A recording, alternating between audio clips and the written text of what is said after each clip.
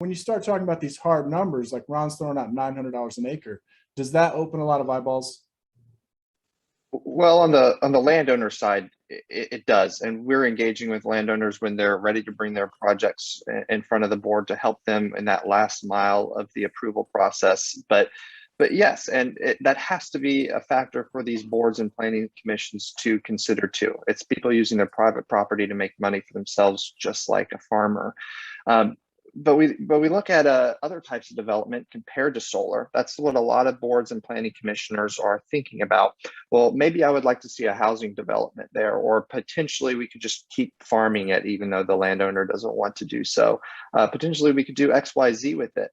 And look at the way that those taxes work with other sorts of development. You're going to be paying more taxes, or the project will be paying more taxes than for it to remain a timber tract or or farmland. You're going to be paying comparable taxes to it being industrial use or housing. This is something that local folks need to consider, and the landowner should have the first and final say on what happens to their own land. This is a great land preservation tool. You mentioned you take these pilings out of the ground, remove the panels. That land is going to be fresh because it has not been tilled, fertilized, and used for the past 30, 40 years, whatever that may be. Consider it as you're taking one timber crop out of rotation for a average 30-year life cycle for pine trees for a project to go in. So these are things we're talking about with these folks. That the economics make sense. They also make sense for the community.